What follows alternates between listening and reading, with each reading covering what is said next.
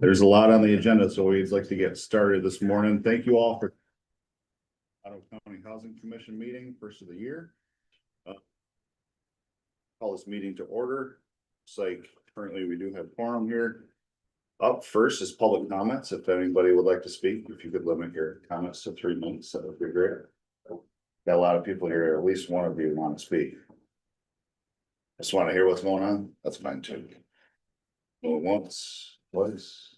All right, 3 times. Is there a motion to approve the agenda as written? So moved. Support. Right, any discussion? All in favor? Aye. Any opposed? All right, approval of minutes. Is there a motion to approve the minutes as written? So move. Support. Any discussion? All in favor? Aye. Any opposed? Moving right along, we're up to election of officers, and I forget how to do this every year. So Paul, if you can walk me through how that works. Yep, we'll need a call for a nomination for president. We'll do these individually. Okay. 1, 2, 3. Motion to nominate someone as president. I'd like to nominate Pat Harmon, please.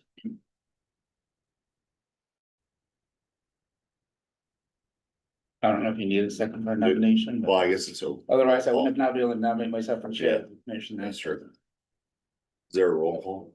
I think we gotta do a roll call. Nomination. Then More nominations. 3 more, Oh, 2 yeah. more times. Yep. Others. Any other nominations? Unless you want to get, I can nominate you. I'll nominate, yeah, if you want to. Great. Okay. Any other nominations? Any other nominations? No, okay, we'll do a roll call vote. Roll call vote. Yeah. Pam Junior, you wanna call the roll call vote? I can try. Okay. Dialstrip, Pat. Marcus, Skidmore. Skaidema, Skidema? Oh, sorry. Yeah, no, you're good. I'm sorry. And your, Do you vote for yourself? Oh, yes, I do. and Bruin, did Bruin go? No. I'll go with Pat. Because his, It's like Pat Harmon is the president of the board. And now we have the vice president vote. Is there any nominations?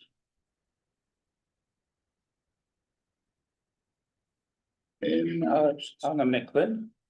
And are you our current vice president? Yes. You know the job then. Well, sure. Okay, any other nominations? Any other nominations? Okay. We'll do a roll call vote. you know, I'm gonna do it in order and not mix it up. Yeah, no, you're good. Dialstrip, thanks. Skaidema, What? Harmon, Who are Clint's up. our? Just me. Or, oh, okay, Clint, yeah. Rooney, I'll go with Clint. who did I miss? Me, unless I vote for myself. Oh, wait, sorry, yeah, yep. It's our position. Thank you guys. Yes. Can handle it. Really hard to answer, boss. You're right, always. Thanks. And secretary for bylaws can be the county administrator who then defers to staff. Right. So we need to vote on that. Is there a motion to? Well, you're the president now. That you gotta call for a motion for a secretary. Call for a motion for a secretary.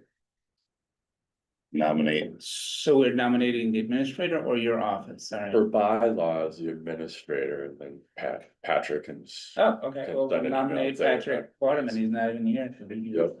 Yep, Perfect, we all vote for him. yes. Then it will be Pam. Yep. Okay, 2 Pats. So Okay, we have nomination things on that because of that. Yes. Is that it? Okay, Yeah. so Dialstrip, Patrick Waterman. Marcus, Patrick. Patrick. Okay. Patrick. Patrick. Okay. Thank you, Becky.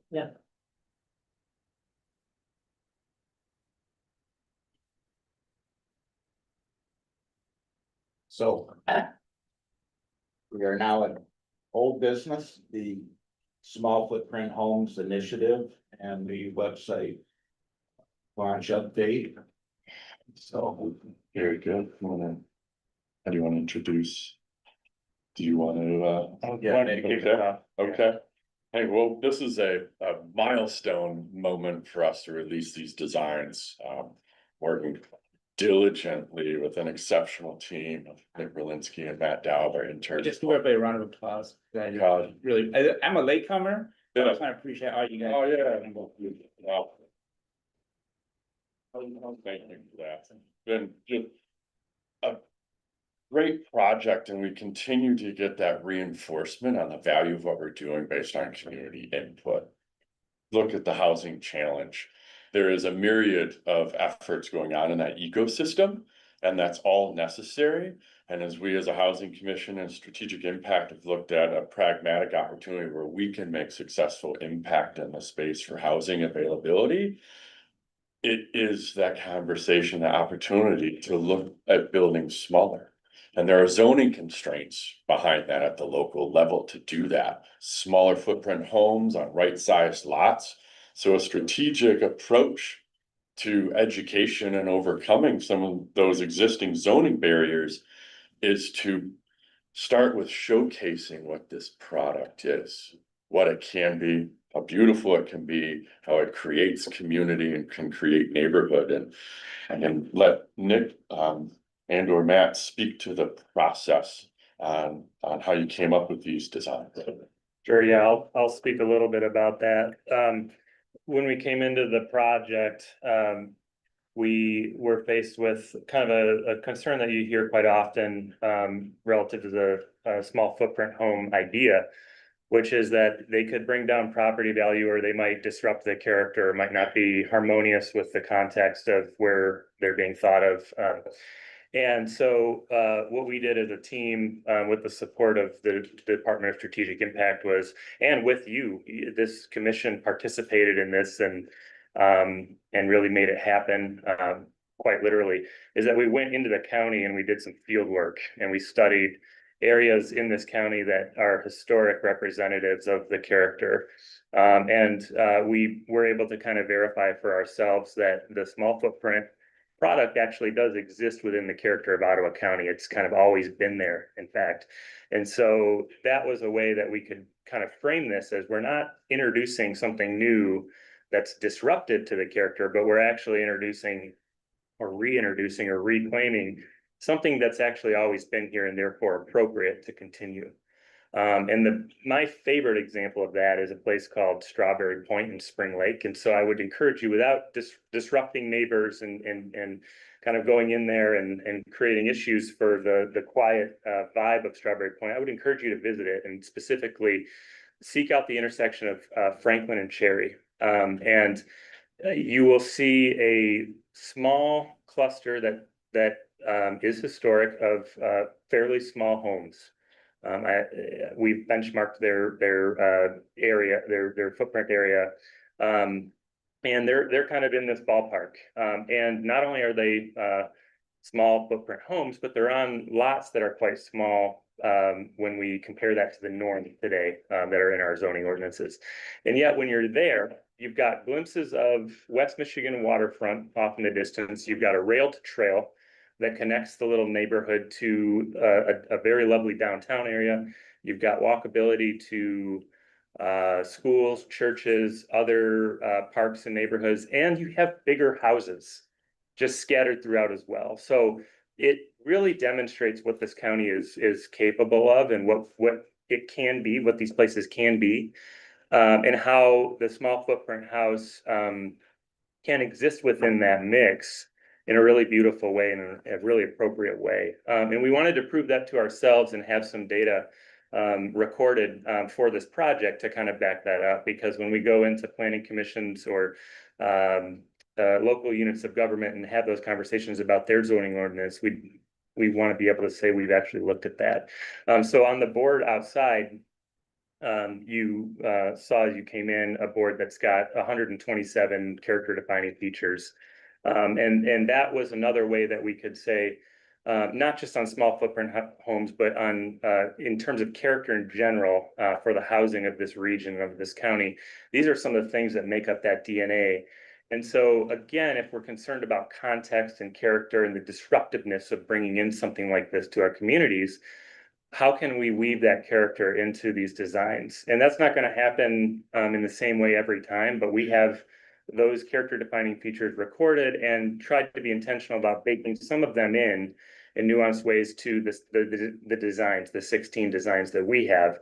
Now, there could be many more designs. There could be other groups that come up with their own small footprint designs. This is just 16 that the county's putting forward that sort of demonstrates this process. But tries to kind of take the scariness out of the small footprint idea for local units of government as we move forward. So that's kind of been a part of the process that I'll speak to, but I'd like to also have Matt talk about the process that he went through of dialing in the layouts and the kind of the sheet sets and what's being offered as kind of a product that's being provided to the community for free today. Sure. Yeah. So for the last 16 months, we've also been working on preparing permit ready construction documentation that goes along with all of the 16 designs that we've created. So those designs include 4 different unique floor plans ranging from 440 square feet to just over 1,000 square feet.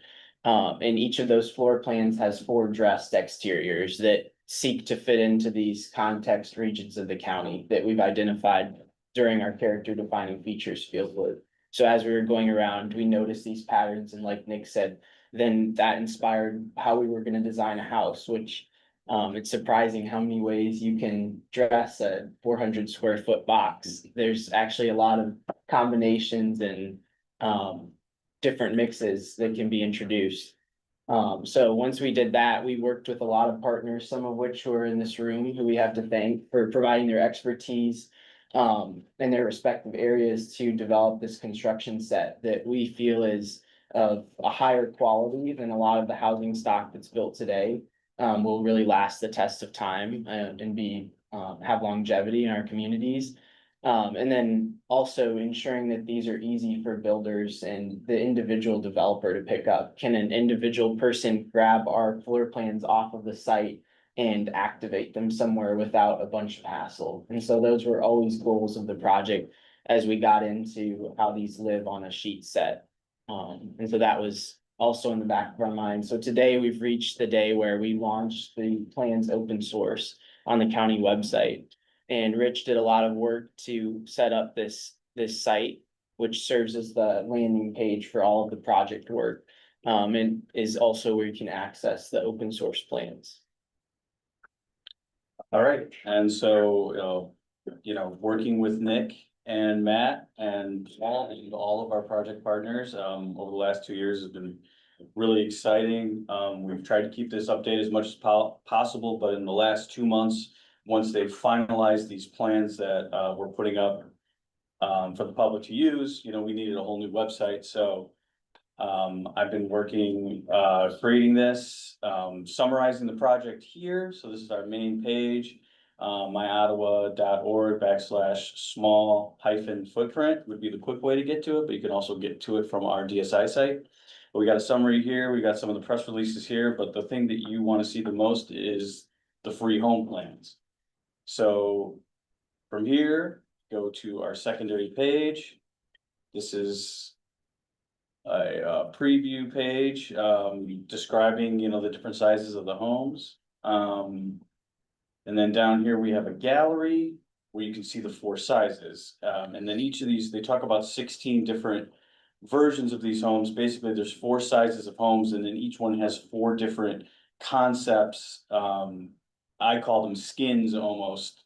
Appearances on the outside based on what kind of community you live in. Are you in more of an in-town village in Grand Haven or Holland, or are you out in a more rustic area? We have a different look for it, so you can kind of flip through here and see, okay, well, this Lake Dune concept, same 440 square foot home with different appearances, and you kind of go through this gallery and get an idea of what these might look like, as well as these beautiful renderings by Katie Carruthers, local interior designer.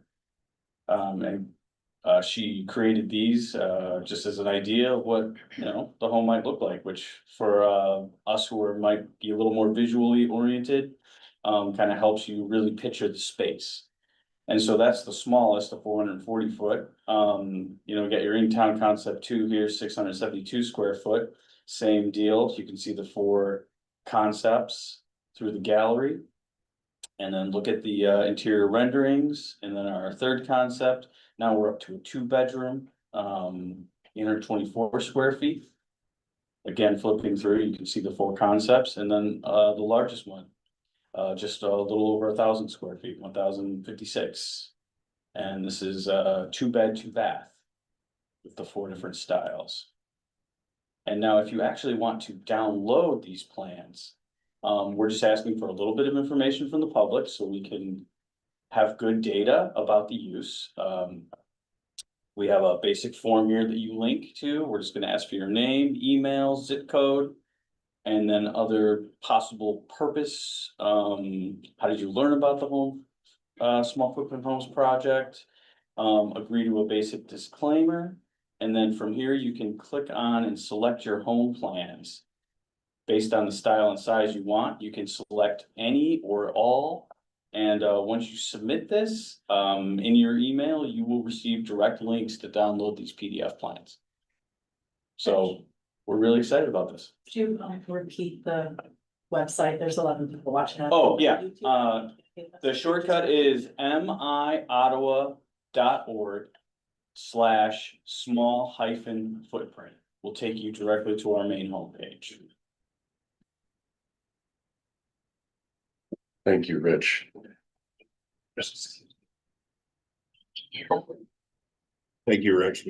Yeah, on this, having these plans available, you know, want to address the question that some people are asking, say, well, if there's zoning barriers and we're promoting these plans, that's part of the strategy to create the demand, if you will, amongst the community members. So the more the interest there is of residents and others, and we've had developers, nonprofits, and builders approach us for this work.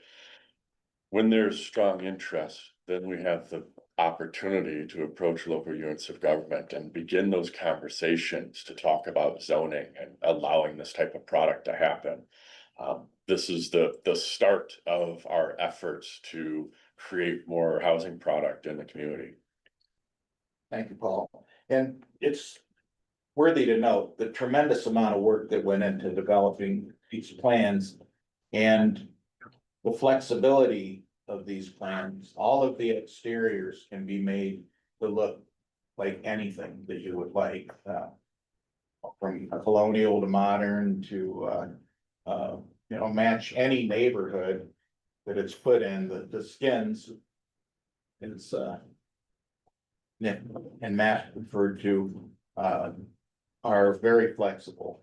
So when you look at these pictures, if you imagine any home that you would consider that has great curb appeal to you, that can be put into these homes very easily and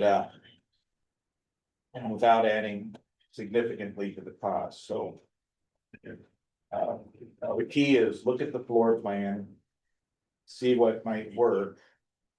And you can very flexibly build virtually any style or appearance that you want with this.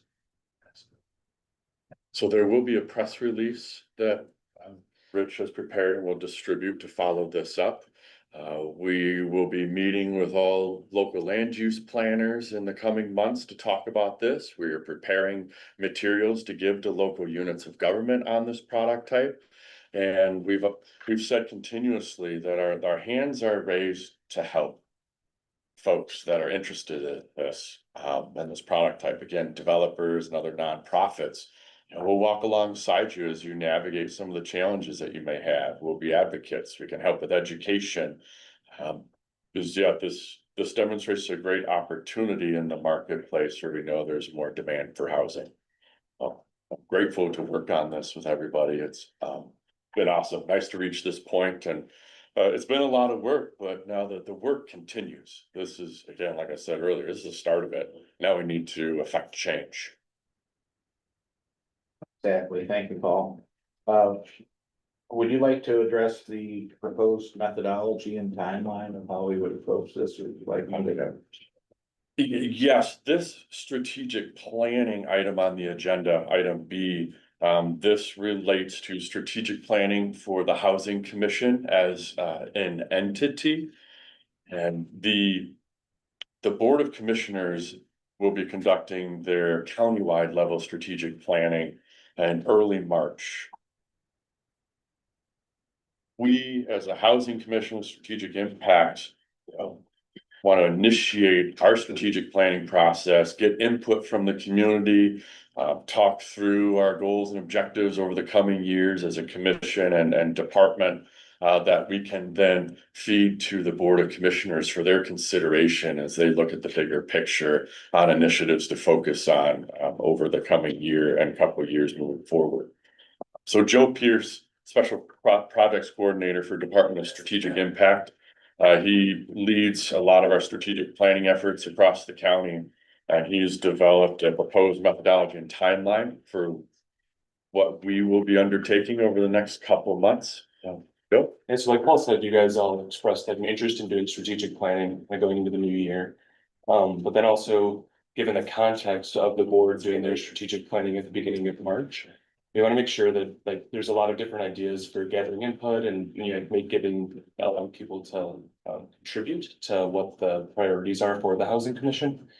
But we are on a kind of a tight timeline to make sure that we're able to share information with the board so that they can inform that, because we know that this is like a priority for the county as a whole. And the board has expressed that desire as well.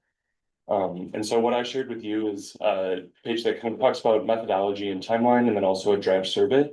And so what we're looking at in terms of gathering information for the strategic planning is, in order to get the voice of the community and the different stakeholders and yourselves, is that we're looking at doing a survey that we would launch next week if we're able to. And so then this survey is a pretty brief survey, but it kind of begins with some just a brief mention of education that has some information from the latest housing needs assessment that kind of like lays out for people kind of what our needs are in the county, but then also I think something that was very valuable from the housing needs assessment, which is like what is on track or off track in terms of what the needs are for the county. And so then respondents will have the opportunity to kind of like select which of those, off track categories is kind of highest priority to them. And then we have 2 questions that are asking people to pick top 3 barriers or opportunities, like 3 barriers, 3 opportunities. And so we provided some options for people that are just kind of like pre-loaded in there that are different things that we've identified as priorities or heard people mention frequently. But then people will be able to like drag and drop those and then put them in a hierarchy, like 1, 2, and 3. There's a link on the top of the survey that you can see it, and we'll also share it with you afterwards. But so then we'll get some good information on people, selecting that there's priorities that we can then view those as a housing commission. And then also an opportunity for people to give any other thoughts or ideas, because we want to just hear what people are thinking outside of those. But so the goal with this survey is it is pretty concise, but we also want to be able to give people an opportunity to simply share their feedback with us, but then also be able to turn it around and utilize that before the beginning of March.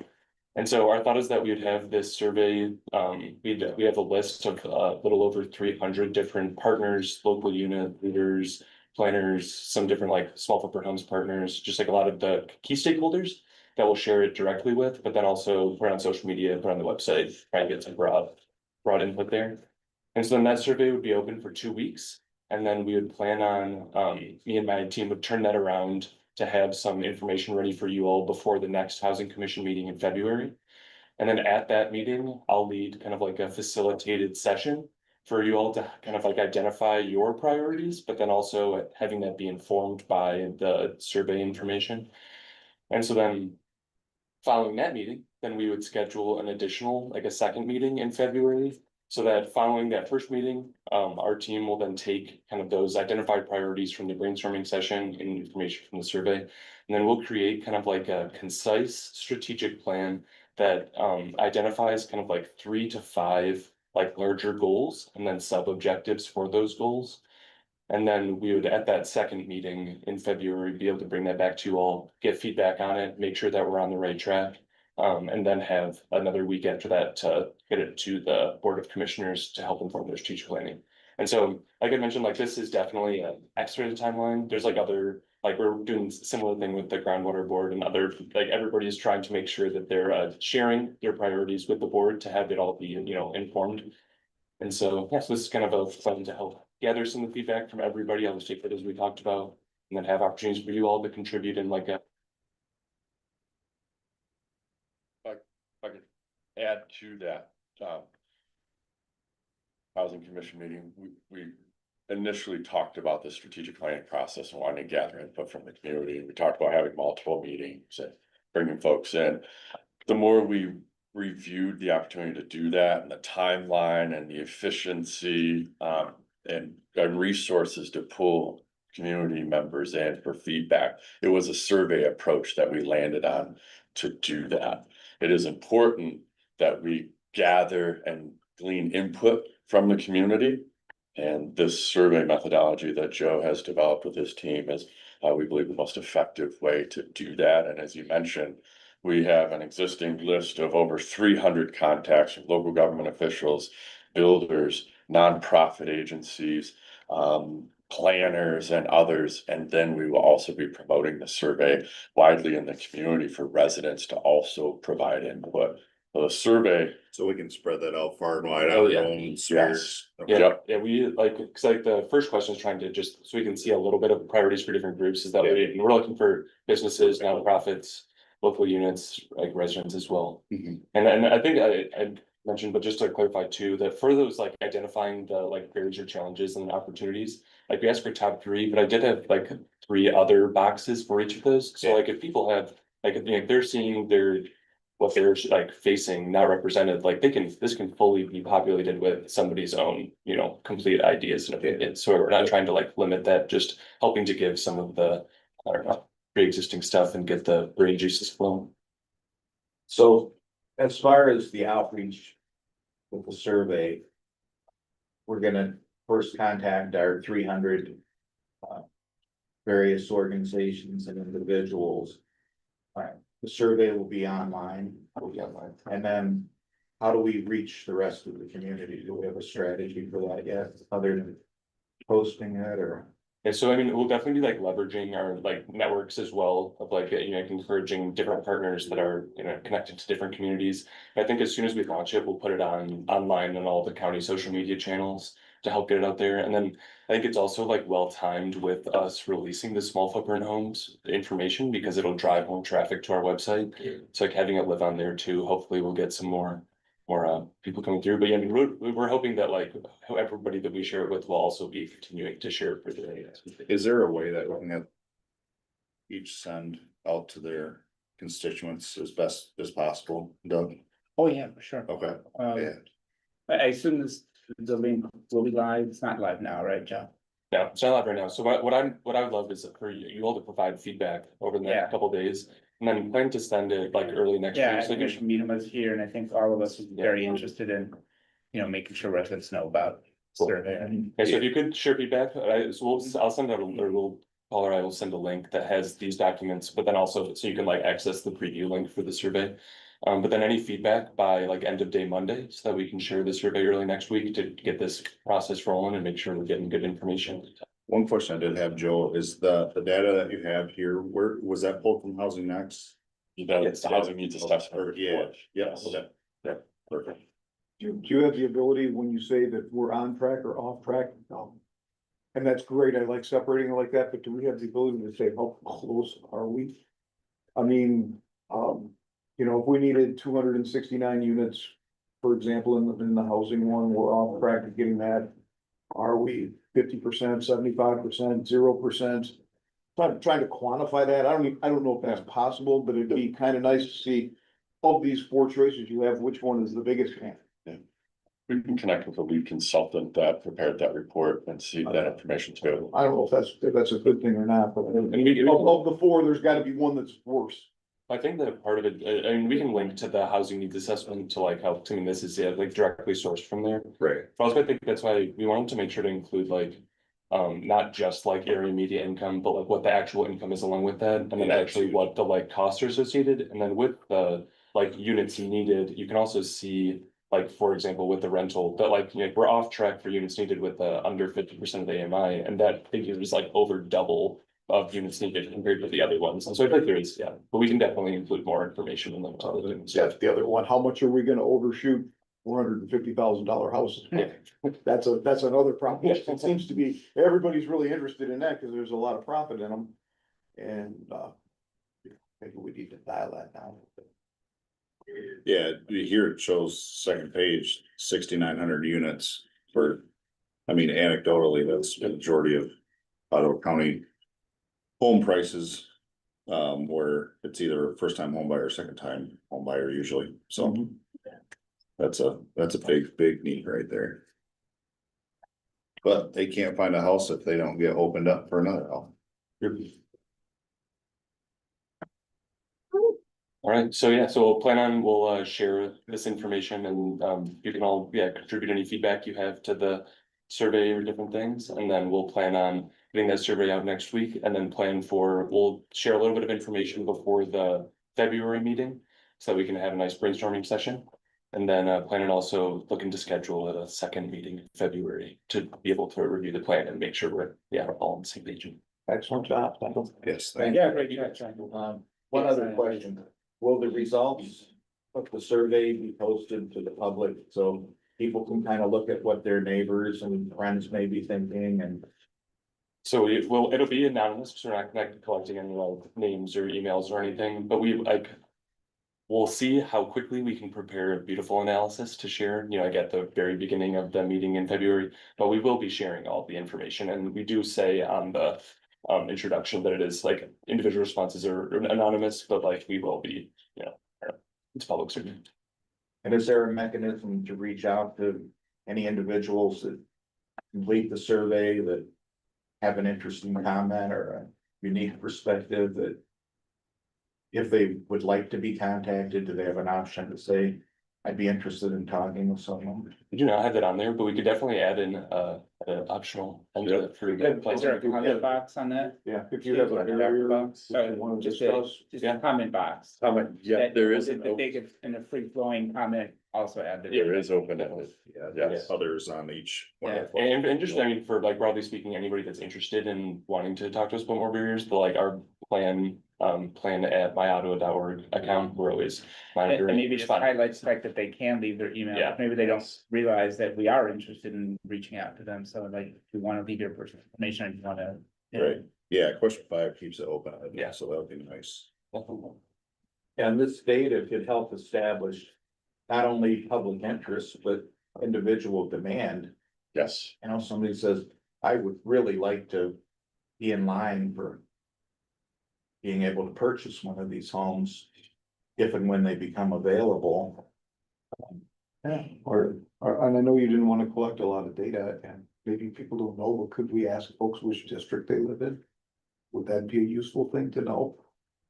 I yes. think it would. I mean, wow, we seem to have a lot of interest from Doug's district or whoever's and. It's great. This is perfect feedback. It may point us in a place that this might be the easiest place to start because we have the most demand, or Yeah. the most interest. Yeah, I know I would, and I assume Commissioner Mita would love to know, like, oh, there are folks in my district who have these thoughts about Definitely. these specific thoughts, then that would really help us, right? So. And I think that's a good balance of, like, so I feel like it's some public surveys, you don't wanna be collecting too much individual information about Yeah. people. Just to like have people comfortable filling out Yeah. the survey, but I feel like, yeah, as. One a of, district, one I of think it- 27,000 Good. seems pretty. We're not gonna find it. Could we do that by zip code or how would you? And I think I think district would probably be the easiest if, you know, our, the work that we do with zip code data. Municipality. Zip codes are very oddly shaped and. I would do Like difficult to- post offices. Yeah. I wonder if we could narrow it now by municipality, because that's where the buck stops anyways. Yeah.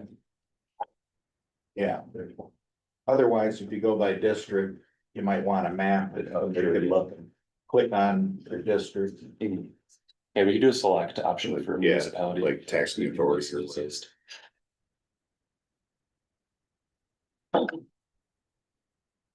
So as Joe mentioned, you have a chance to stew on this a little bit more the next few days. Feedback by the end of the day, Monday is the target, if you can. And then we'll Feedback release. must be you as far as formation survey. Yes, Okay. yep, more comments on the survey before we officially launch on Tuesday. We'll have the 2-week window and we'll promote it. Thank you. And then we'll follow up with you to schedule a special meeting in late February. Yeah. Okay, to go through the results. Do that facilitated strategic planning exercise with each of you to get your input based on the data that we received. Then we'll develop a plan with Joe's support. Just to piggyback off of that, as we get information from people who are downloading the small footprint homes form. We're collecting, we did that by zip code, but that will also help inform. Kind of where people and what region are downloading the files, and we can, combine that with what you're receiving from the survey, and it'll be useful too. That's good, Dan. Thanks, Rich. Great, thank you, Bill. Moving on to new business, the housing commission structure. Obviously, what we're talking about with the small footprint homes, the developing housing programs that would create homes that are affordable. Our primary income group has a lot of moving parts, involves a lot of people in the community. And we want to create a structure that would facilitate not only the gathering of information and feedback, but being able to focus that information and go in a specific direction. Paul, do you have thoughts on this? Yes, we added this to the agenda because we haven't talked about the structure, but Doug has Yeah. talked about it with Commissioner Bruger at the Yeah. county board level. And there's copies of your proposal, Doug, if you wanted to. I can kind of talk through it real speak to quick that, and. yes. What is on? Bylaws. Is that there? Oh, yeah, no, it's all three pieces. Cool. Thanks, I appreciate it. So, yeah, Chair Bruger and I kind of been working on this. For almost a year now. I think part of it is some of the conversations here, be interested in, Ottawa County being a partner for housing opportunity, right? And so it looks like we have attached the kind of summary of what's here. There's a resolution for us on the board, and then there's bylaws. Just a quick summary on the bylaws.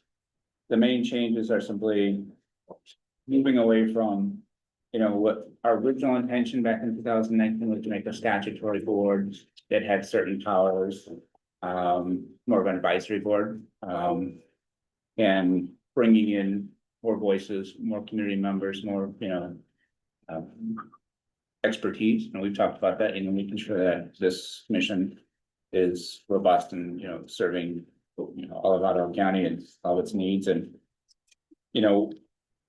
Chair Berg and I kind of talked about what does that mean as far as membership, and I think, the current groundwater board has 19 members, is that right?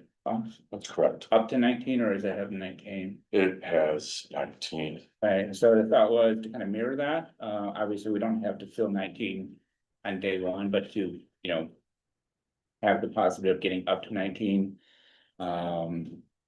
Adjust some of the term lengths. The statutory has 5 years, which, I think the groundwater board has 3, and most of our boards and commissions have about 3 years as the time. I think, if this were to go through, we'd have to adjust a couple of terms. I think it's only Jared, right? And one other member. And what we've done in the past, especially on CMH, is Just hustle. So if you're, I think you have 4 years left, right? Yeah, I believe so, yes. So. You're 3 year and then just adds you another 3 years, right? So, you'd be a 6 year, 3 year terms. I mean, obviously you don't have to be here and you can always say no. Right, yeah. But I don't wanna like take your time Yeah, away, right? yep. So if you're scheduled for 4 more years with us, we don't wanna say, Right. oh, because we're one of the 3 year terms, we're taking time away. Maybe we'll give the option of not only that year, but take an extra 2 years if you want them. Gotcha. And I Nope, think. makes- Ken would also kind of have some adaptation, right? I think Clint, myself. And Pat fall within that 3 year window, so we wouldn't have to adjust our terms per se. That gives us all the flexibility of being on the board, the time that we're on the board plus.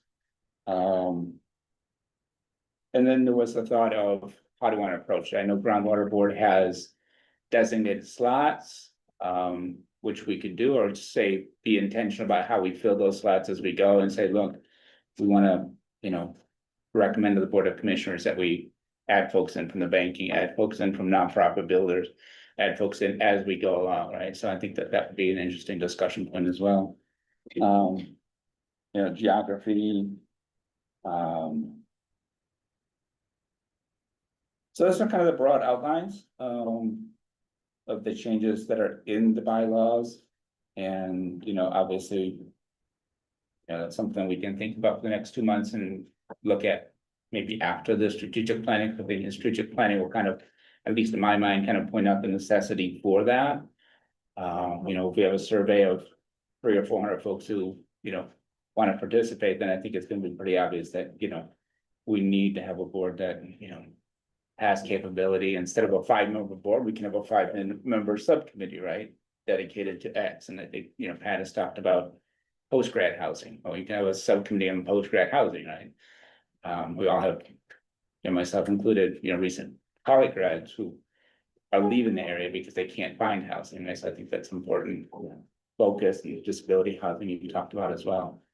So just having a board that is large enough and robust enough to look at all aspects of housing opportunities, so. That's certainly. Questions on that? Thank you, Doug. I think that it's definitely very important that we expand our reach and involvement in the community. How we reorganize and how we create those involvements, I think is worthy of some analysis and discussion. My concern would be a 19-member board in a meeting like this could be a bit unwieldy. If we were able to create a structure where we had ample time for input, analysis, summary, and then, board meeting would be ideal. Okay. And I would like to propose that, the board meet again, or that we informally communicate various ideas as to how we could accomplish this. And be able to maintain focus and, necessary decision-making for recommendations. And if we were to start that process, now and communicate with each other, I think. And Doug, I agree, this is such a large undertaking and it involves so many different interests within the county that we've got to expand our involvements.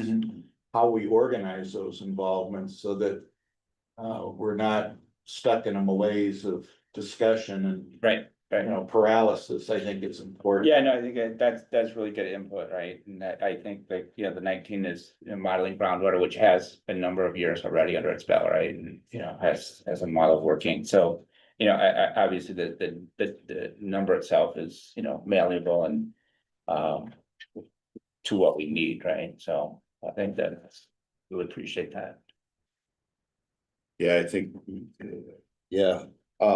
more nimble on a situation like this makes more sense. That way, I mean, if we had 19 people and we were trying to trying to put this together, trying to get this done with 19 people saying yay or nay, it would never get done. So to have a smaller, more nimble group, and then have work groups on top of that, you know, volunteer subcommittees that are focused on the lending side, and then focused on the zoning side, and then the voting board is still, doesn't have to be just 5, but I think 19 is far too many. Yeah, yeah, And then the terms, I'm on board with a 3-year term, I think. However, there needs to be a continuity aspect to it. right, The continuity aspect because of the severity and the increase of the demand that we see here at the Housing Commission. Yeah. That the, you know, 3-year terms, we can't have people coming in blind. Yeah. Essentially, and having to start over and having to learn, and that's how. yeah, no, we live now. I think most of our boards, you know, kind of give you the rolling 3 years, right? Yeah, yeah, Especially at the beginning, because you don't have terms to, and we've, right. you know, commissioner meeting worked on that last January with the CMH, like. Where do you start in a term, right? So Yeah. I think at the beginning, that won't be an issue, but I think as you go along, yeah, for sure. You wanna make sure that when you come on, you know.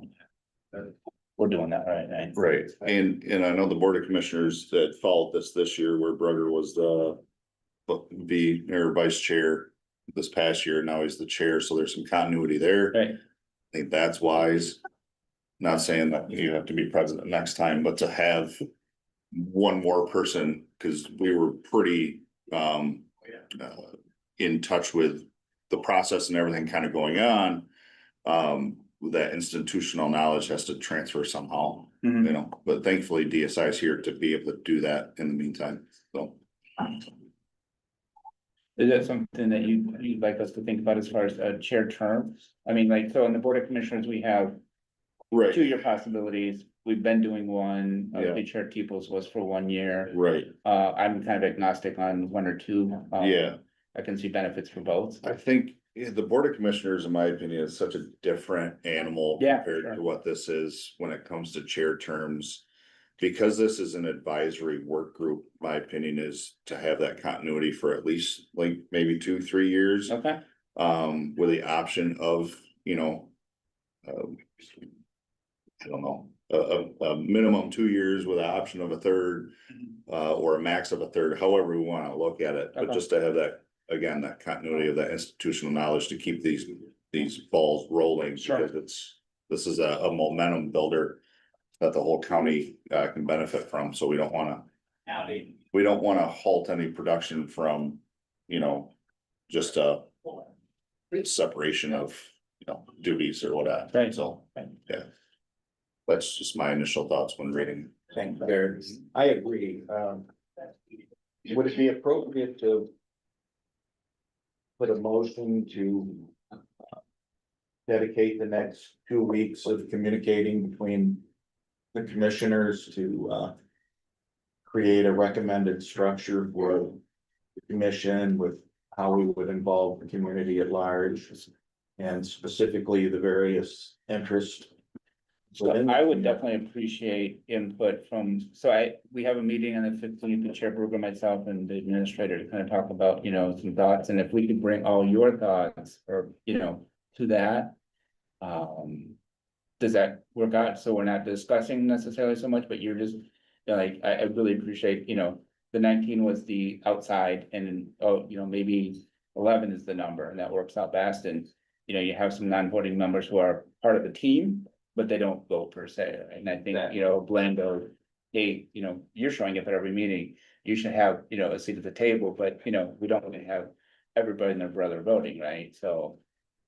Yeah, I've been giving this a lot of thought and I do have some suggestions. Okay. I'll share with everybody, Okay. via email. I'd really appreciate that, so that when, you know, Chair Bruger and I sit down with the administrator, we kind of have the individual thoughts of all the commissioners and, you know, the thoughts that you've expressed here and, you know, share them with me and then I'll share them with the work group. That sounds You're good. talking on the bylaws. On anything, right? You know, I mean, if you're like, oh, Well, that's where. section 2.5, this. Yeah. Or like, you know, I've got some broad thoughts, you know, either way, like broad thoughts to, you know, specific edits on this, right? The bylaws are basically just a copy and paste from groundwater, so. So I'm reading I read through our current bylaws that we have currently, and really what you just wanna change is the size and the terms, if you had to sum it. Yeah, yeah, exactly. I mean, the key elements are basically the size, you know, again, 19 was a copy and paste. And they've had some years on that and, you know, maybe our number is different. And, you know, I think the 3 years is makes sense, like. Okay, I mean. You know, the 5 years is fine for me, but like, does that prohibit people from signing up? And like, is a 3-year commitment better? I mean, we can get a more diverse bus board with, you know, 3-year terms, and obviously. Our rules permit 12 years, you know, service on the board, right? And so on boards commission, so. So what's your overall vision, Doug, that you see for the housing commission? What are your thoughts? Overall vision, I mean, I don't wanna speak for the commissioner. No, just for I mean, yourself. You know, I think as a commissioner on the board of commissioners. You know, I view the housing commission as a tool for opening opportunity for housing throughout Ottawa County, right? And that's across the spectrum. And then we talked about that with, you know, CMH. We need more places to place residents, right? That means building a building, right? You know, we talked about post-grad housing, you know. I'm graduating from Hope College. I love Holland. Right. But where do I stay? That's not gonna, you know, that I can afford. Right, without having 12 roommates. Yeah, Yeah. yeah, you know, and I just got married and, you know. I've been renting a place and we got one kid, we wanna buy a house. I obviously can't afford $450,000 house. You know, all these different options, you know. Having a housing commission that's focused on, for me, the kind of the gamut of opportunity, you know. We can get that, I think, with providing a big service to county residents, right? Does the size have to be a set number? Or can it be like no less than? Yeah, and Well, no, it doesn't, I don't think, I mean, we can say up to, and then we can say, look, we never got up to, because we found that this was the working size, right? I mean, these are Well, then we get- your bylaws as a commission, right? And you say, look, I wanna authorize up to X, and if we never hit up to, that's because we've determined that.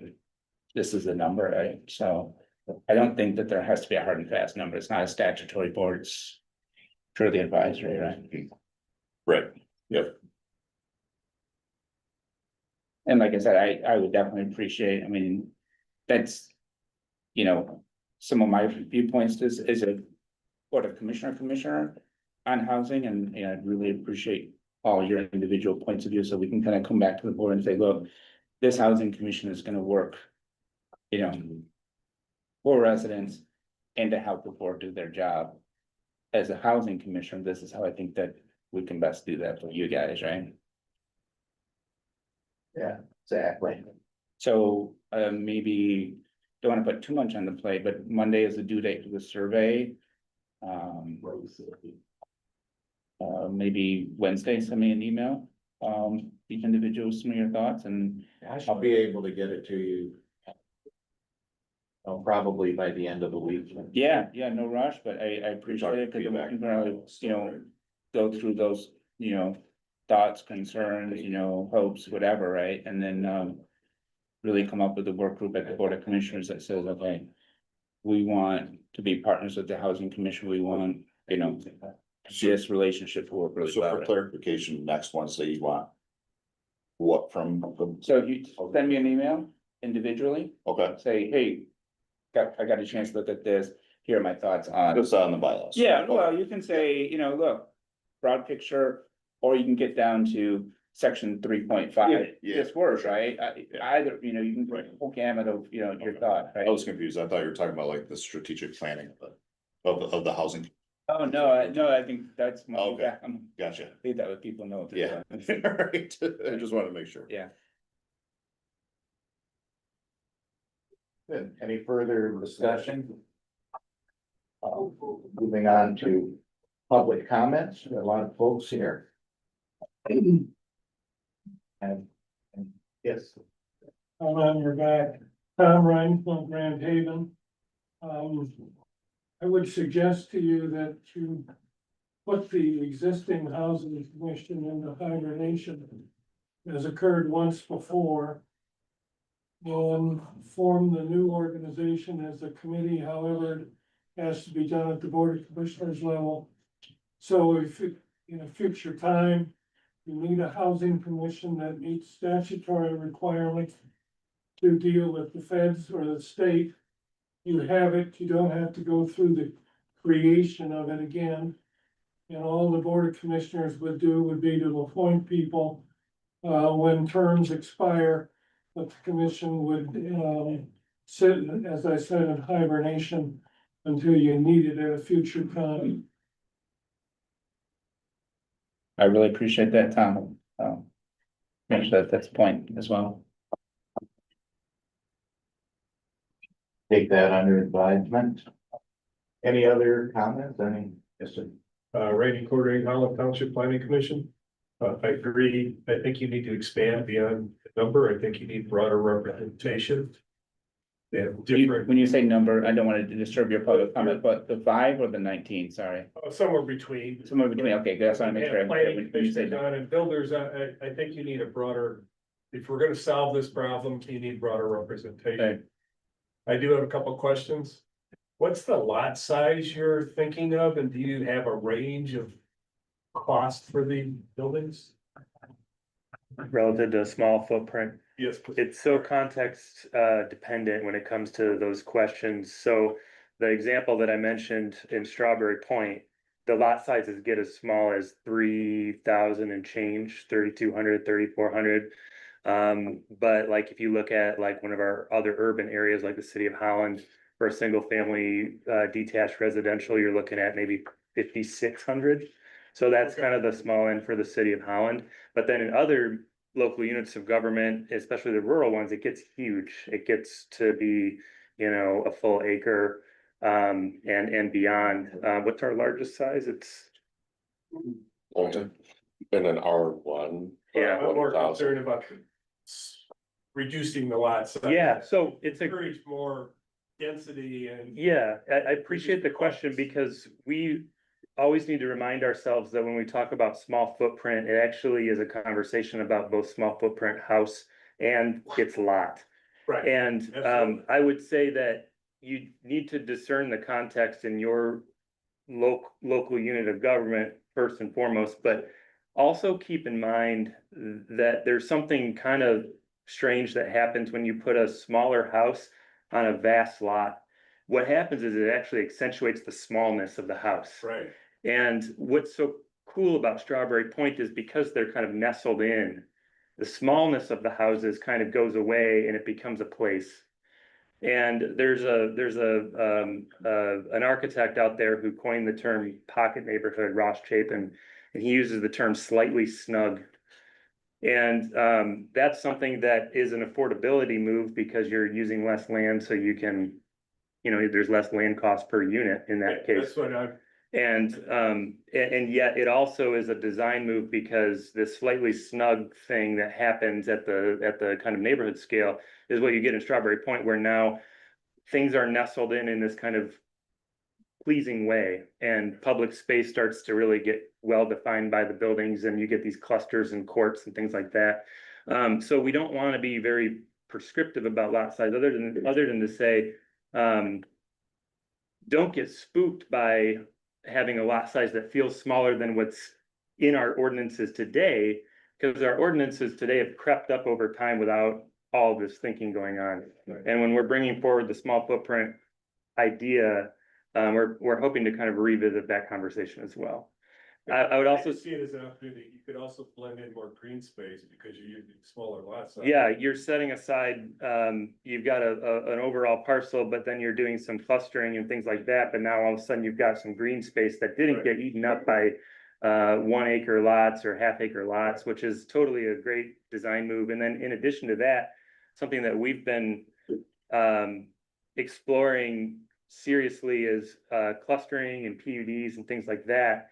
And how does that translate in the lot size discussion? So for instance, on Tuesday, we'll go forward with the city of Holland and have basically like a little cluster PUD. It's not technically called that, but it's a PUD And its lot sizes would be smaller than what's conventional or allowed by right. But it's kind of benchmarking itself off of Strawberry Point, and it's on about a 1.7 acre parcel. So when you get into these cottage courts and pocket neighborhoods, things can go quite small, and still be pleasing and enduring. Did I hear you offer to come to visit planning commission? Yes, Okay, Paul, just let me know when I get you on the agenda. sounds good, Randy. We'll do that.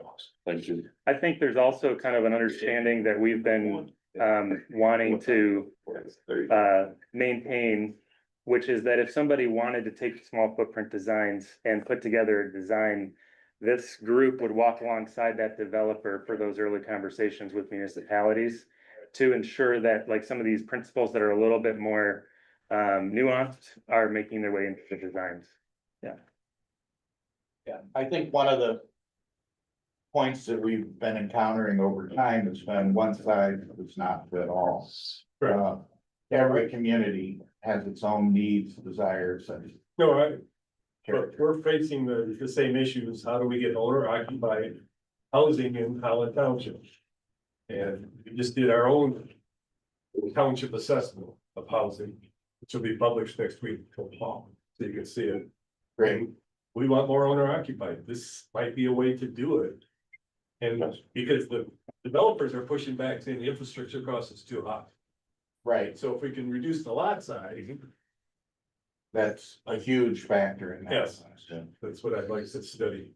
Yeah, I'd say study those pockets within the township that you think really lend themselves to this kind of living and this kind of placemaking. It's not a product that we would say we should just plunk down just because someone donated a parcel and the church owns it, but it's maybe not the right place for context. This is an idea that needs to be really strategically paired with its setting. Right. You Yeah. can put it on smaller areas, put 5 houses in, today it'd be 2. And the infrastructure is the other big, Yeah, Aspect if I of can that, get 5 houses instead of 2, I just lowered that infrastructure cost significantly. So, no, I'd love to have you guys talk to us. Yep, do that. Thanks, Randy. John Bailey with Sable Homes and Sable Developing in Rockford, Michigan. Another item that comes to my mind with this is the ADUs and tying it in with existing homes, neighborhoods, or backlots. When we get into infrastructure, it is one of our number one costs. It's the first thing we have to look at in developing and or even building a house right now. So tying that together, you may want to approach your health departments. So many times we've got a well for one house that could easily run 2 homes, that there's not any methodology to hook 2 homes to it. We have the laws and ordinances require a second well be drilled, which is just silly. Many times, same thing, if we're not on sewer, septic and wells, or excuse me, septic systems and so on. We could easily just expand that drain field a little bit versus putting in a whole other system. But that is something that's got to be taking place. Probably other than us as builders or developers, because the health department is quite resistant to our thought process on that, but it is definitely technologies there. Most of our health departments, and I'm not just talking about Ottawa County, are very behind the times on what's available to use for septics and those types of things. And there's a lot of room for improvement. Thank you. Great. Would you repeat your last name for me, please? BITELY. Thank you. yeah, ADUs are, city of Grand Rapids is doing a lot of ADUs right now. Oklahoma Township is, yeah, it's definitely a piece of the puzzle for sure. Yes, there's a lot of places that are looking at them and we're implementing them. We'll advertise, we will have our share of that market very soon. Yeah, and on relative to the small footprint project, we kind of intentionally kept the ADUs out of the conversation a little bit, just because it conjures other conversations and depending on the municipality.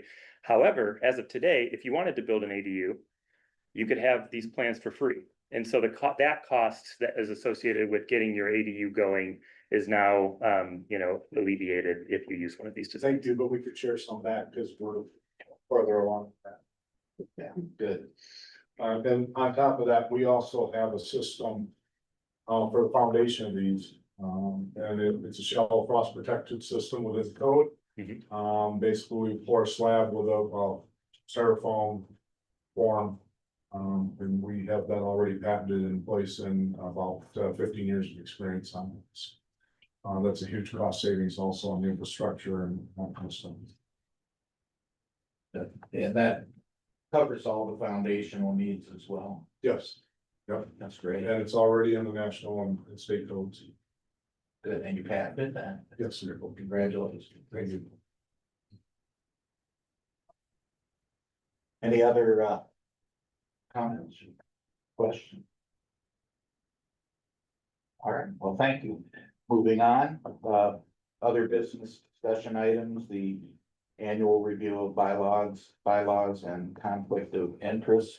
Yes, Pam will email those to you after this meeting and we'll just have that on the agenda for next month. Briefly before strategic planning, the conflict of interest, you might recall, you sign that every year. So we will review that upon receipt and be Yes. ready to endorse that next meeting. Our next meeting will be February 5th, 10 a.m. Same location. Are we same location? We might be moving, we'll let you know. Yes, And they, Can we get the boardroom or no? that's not so conducive for strategic planning. No worries. Yeah, Okay, I think we're bursting at the seams today, and yes, we get further into this, probably we'll have more people just sort of wanting to attend. which is great. Yes, absolutely wonderful. Can I say one other thing, to the commissioner? On Tuesday, we will be going forward with a PUD in Holland, as I mentioned, but that meeting is, Tuesday at 5 o'clock at Holland City Hall.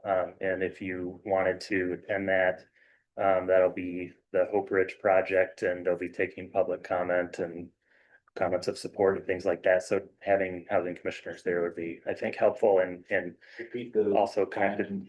Yeah, City Hall in Holland at 5 o'clock on Tuesday. Yeah. Yeah, we're very excited for that project to move forward. And the collaboration Doors of Hope, Scott Sternberg is here. They're the first entity to carry forward these small footprint homes and work to get them in a built environment for people to experience. And there's a very good article that Crane's Business Journal released the other day talking about the project with small footprint homes and Scott's work. And we'll email that to you all as well. We're excited to be able to show a real life version of these plans. Yes. How long will it be before people start moving in? Into those homes, do you have a date? I don't have an exact date yet. It depends on a lot of things like city building projects, which are happening in the roads and things around that property. And then we are a nonprofit, so we need to have the money raised in order to do that. So depending on those two things. Love to see it by fall, but we'll see. But definitely in progress. It's important. Good. Any other comments? At this point, we will